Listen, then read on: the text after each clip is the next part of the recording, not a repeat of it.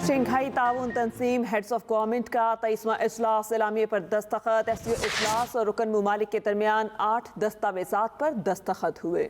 इसी बारे में मजीद बात करेंगे। ब्रिगेडियर रिटायर्ड बाबर साहब हमें ज्वाइन कर चुके हैं। बहुत शुक्रिया ब्रिगेडियर साहब एक्सप्रेस न्यूज़ के लिए अपना कीमती वक्त निकालने के लिए। आपसे सबसे पहले आपकी राय ही जानना चाहेंगे इस कामयाब इनेकाद पर। जी, इसमें बिल्कुल गवर्नमेंट ऑफ पाकिस्तान मुबारकबाद की मौसम है और ये एससीओ की जो सप्लाई इजलास था ये हमारे लिए इंतहाई इम्पोर्टेंट है, बिकॉज एससीओ एक बड़ा इम्पोर्टेंट रीजनल फोरम है और इस फोरम का इजलास पाकिस्तान में होना और पाकिस्तान में इस लेवल का कोई बड़ा इजलास बहुत अरसे बाद हुआ है, इसकी हमारे लिए बीइंग अ कंट्री बहुत बड़ी सिग्निफिकेंस है। बिकॉज जाहिर है जब इस तरह का इजलास किसी मुल्क में होता है, इस तरह के heads of states and government जिसमें स्पेशली चाइना और रशिया जैसे बड़े ममालिक शामिल हैं, जब किसी मुल्क में इकट्ठे होते हैं वहाँ पर एक रीजनल इस तरह की इम्पोर्टेंट तंजीम का इजलास होता है, इंटरनेशनल फोकस में आप होते हैं, दुनिया की नज़रें आप में होती हैं और आपकी बहुत सारी क्रेडिबिलिटी बेहतर होती है दुनिया की नज़रों में। एक तो ये इसका मेरे नज़दीक बहुत बड़ा इंपॉर्टेंट आस्पेक्ट है जिसके ऊपर पाकिस्तान की बहुत बड़ी कामयाबी भी है और बहुत दिनों से इस इजलास का इंतज़ार भी था। बहुत सारे क्वेश्चन मार्क भी थे, हमारे मुल्क के अंदर जो हालात पैदा करने की कोशिश की जाती रही है, जी जाबी भी जा रही है उस कॉन्टेक्स्ट में। फिर उसके बाद रीजनल कनेक्टिविटी की बात है, ज़ाहिर है टेररिज्म के खिलाफ अपनी एफर्ट्स को तेज़ करने की बात है, या जिस तरह के अभी एलामिया के बीच में जो एक डायलॉग की बात की गई है जिसमें जिसका ताल्लुक डायरेक्टली इकोनॉमी के साथ है, जिसका ताल्लुक डायरेक्टली इकोनॉमिक कोऑपरेशन के साथ है, ये बड़ा इंपॉर्टेंट मेरे नज़दीक इसका एक आस्पेक्ट है, बिकॉज इसमें छोटे बड़े ममालिक शामिल हैं।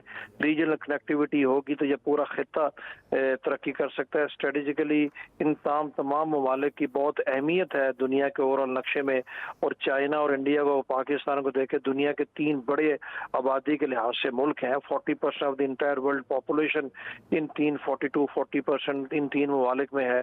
फिर इंडिया पाकिस्तान का बहुत अरसे के बाद एक आला सतह के ऊपर एक राब्ता हुआ है, चाहे उसकी सिग्निफिकेंस उस हवाले से अभी नहीं देखने में आ रही, लेकिन वायरल कांटेक्ट का बहुत फर्क पड़ता है। बहुत अरसे से डायरेक्टली कांटेक्ट नहीं हुआ और कुछ ऐसे इश्यूज डिस्कस हुए हैं जिसका तल्लुक पाकिस्तान के अपनी सिक्योरिटी के साथ है। सी पैक का इशू है और इस तरह के जो इजलास होते हैं उसमें जो important heads of states and governments होते हैं, साइड लाइन पे कुछ मुलाकातें होती हैं।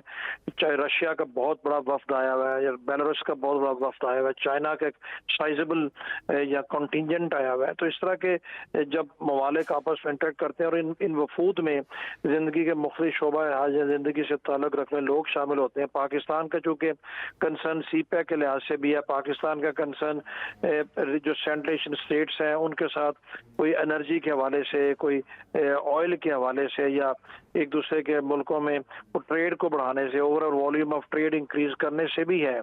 तो मेरे ख्याल में बड़ा कामयाब इजलास है और इसके बहुत दूरस नताइज बिल्कुल पाकिस्तान के लिए भी आएंगे।